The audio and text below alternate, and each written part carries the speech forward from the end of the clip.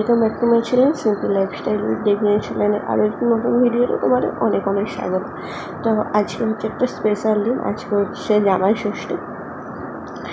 আর আজকের দিনটা তোমরা কীভাবে কাটাচ্ছো সেটা অবশ্যই জানিও।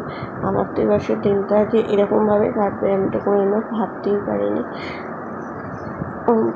মাকে ছাড়া এই দিনটা এরকমভাবে কাটাতে হবে। তোমরা যারা জানো না, অনেকেই হয়তো জানো, আবার অনেকে যারা নতুন ভিডিও দেখো, নতুন ভিউয়ার্স আছে তারা হয়তো জানো না। গত কয়েক মাস আগে, 3-4 মাস আগে আমার মা চিরদিনের মতো আমাদের সকলকে ছেড়ে চলে গেছে। তাই এবছর জামাই ষষ্ঠীটা আমাদের বাড়িতে হয়নি। আর তাছাড়া আমার শরীরটা ভালো না, ওই কারণেই আরও বাড়িতে যায়নি। কিন্তু বড়মশাইকে আজকের দিনে একটুখানি আনন্দ পাবে সেটারও সেরকম আমি কীরকম অবস্থা করতে পারলাম না। আর এখন সন্ধ্যাবেলাটা একটু বিছানাটা গুছিয়ে নিলাম, নিয়ে নিচে চলে এসেছি ময়দা মাখছি। আমার বাপিকে বলেছি যে তুমি বাড়িতে আসবে, ও তো কাজে গেছে, আসার সময়তে বাপিকে নিয়ে তারপর একবারে আসবে। বাপিও বলেছিল কী করতে আর যাবো, বাপিরও ভালো লাগছে না, কিন্তু আমি বলছি না তুমি আসো, কী আর করা যাবে, ভগবানের উপরে তো আর কিছু করার নেই। ভগবানের হয়তো ওখানে মাকে খুব দরকার ছিল, ওই জন্য মাকে নিয়ে এসে সেখানে আর কি করবো বলো। ওই জন্য বাপি আসছে।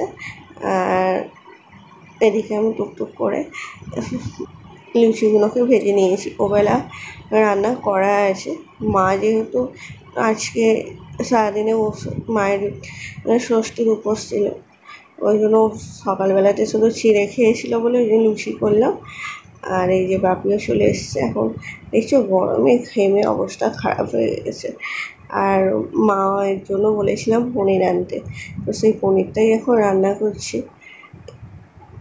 যে সবার মনটা খারাপ, আমার মনটা খারাপ, ওরও খুব মন খারাপ। মায়ের জন্যই খুব কষ্ট হচ্ছে। আর আমার বাপির তো কষ্ট হবে, বাপি হয়তো আমার মতো হয়তো কষ্টটা কারোর সাথে শেয়ার করতে পারে না, কিন্তু কষ্ট হবেই বলো। ভগবান যে কেন আমার সাথে এরকম করলো আমি জানি না। এই সমস্ত দিনগুলোতে বড্ড মায়ের কথা মনে পড়ে, তো কী আর করা যাবে বলো। জীবন তো কারোর জন্য থেমে থাকে না। আর তোমার সাথে কথা বলতে বলতে তো এই পনিরটাও রান্না হয়ে গেছে। খুব সুন্দর কিন্তু খেতে হয়েছিল, দারুণ হয়েছিল খেতে। তোমরা যদি রেসিপিটি দেখতে চাও অবশ্যই কমেন্ট করো, আমি অন্য কোনো দিন রেসিপিটি তোমাদের সাথে শেয়ার করবো।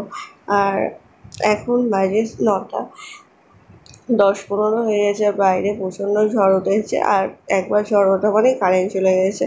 এখন মোবাইলে ফ্ল্যাশটা জেলে ওই বাপি যে ফলগুলো এনেছিলো সেগুলো একটুখানি যতখানি পারছি একটু গুছিয়ে নিচ্ছি। কী আর করবো বলো, আমাকে সমস্ত কিছুটা করতে হচ্ছে।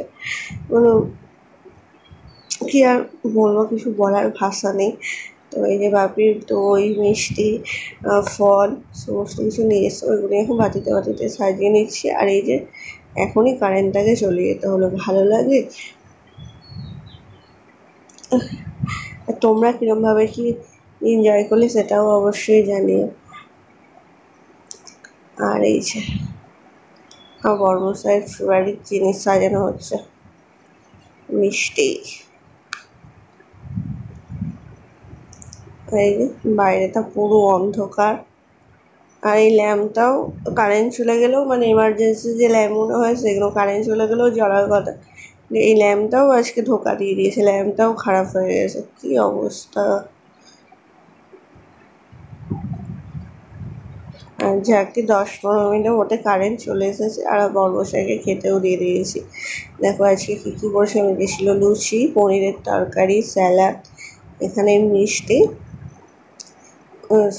ফল ছিল। আর এই যে হয়েছিল বললাম মাটন করা হয়েছিল, মাটন, মিষ্টি আর দই। আর এটা তো বড়মশাইয়ের পাওনা, যদিও বড়মশাইকে এখন দেবে, নিয়ে নেবো আমি। আর এই যে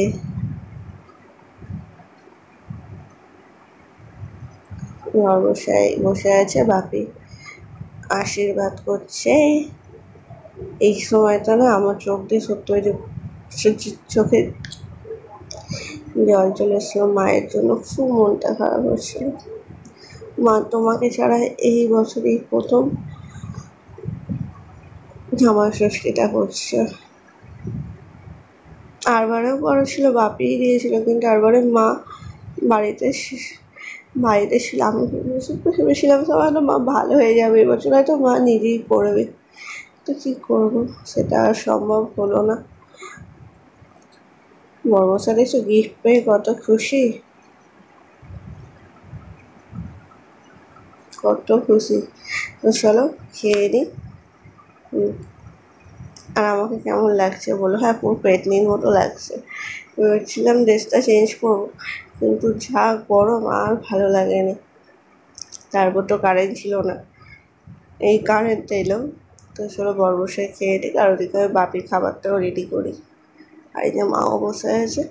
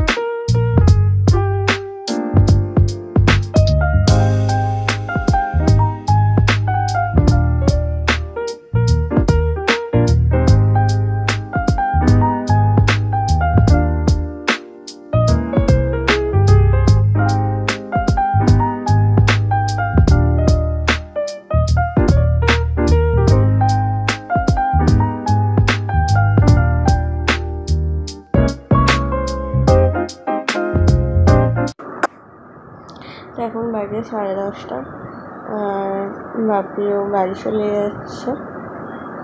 আজকে তো গাড়ি নিয়ে আসেনি বাপি, আজকে ও গাছটাকে বাড়ি আসার সময় নিয়ে চলে এসেছে। আমার বাপিরও শরীরটা খুব একটা ভালোই আসছিলো না, এই গরমে প্রেশারটাও বেড়ে গিয়েছিলো। মানে এই গরমে তো সবারই কষ্ট হয়েছে, কিন্তু ও বললো না গাড়ি নিয়ে আসতে হবে না, আমি কাজ থেকে বাড়ি আসার সময় নিয়ে আসবো। কাজ থেকে বাড়ি আসার সময় নিয়ে চলে এসেছিলো, এখন দিয়ে আসতে যাচ্ছে। ও বাপিকে দিয়ে আসুক, ততক্ষণ আমি খেয়ে নিই, আমারও খিদেও পেয়ে গেছে। এখন আমি বোন এখানে মা বাপু 4 জনে খাবো, খেয়ে নিয়ে তোমার সাথে কথা বলি। Good night. তো বাপি বাড়ি গেল তখন 10:30 বাজে, আর আমি এই এত গরম বসলে এই ড্রেস গা ধুয়ে ড্রেস চেঞ্জ করে খেয়ে দিয়ে করে উপরে চলে এসেছি। তো এখন দেখাই যে এবারে যে এরকমভাবে করতে হবে, মানে হবে সেটাই বুঝতে পারিনি। যাই হোক ফাইনালি করতে পেরেছি। তো ওই মাকে খুব মিস করছিলাম, প্রচুর মাকে মিস করেছি। তো দেখাই বাপি ওকে এবারে ষষ্ঠী দেখিয়ে দিল, সেটা তোমার সাথে অবশ্যই শেয়ার করবো।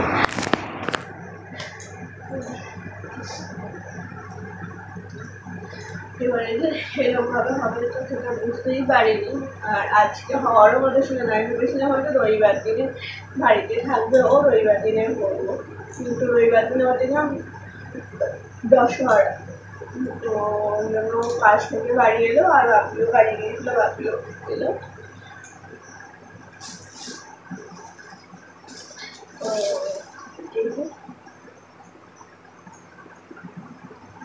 আমার জন্য একটা টুপি, কালারটা খুব সুন্দর না? কেমন হয়েছে সেটা অবশ্যই জানি না, তোমাকে কেমন লাগছে। আর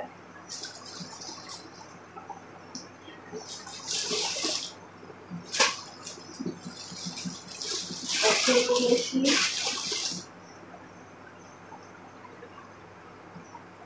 এই জামাটা, এরকম জামা কোনোদিন পরেনি এর আগে, একদম টাইপের নেওয়া হয়েছে, পাঞ্জাবি স্টাইল, শর্ট পাঞ্জাবি যেগুলো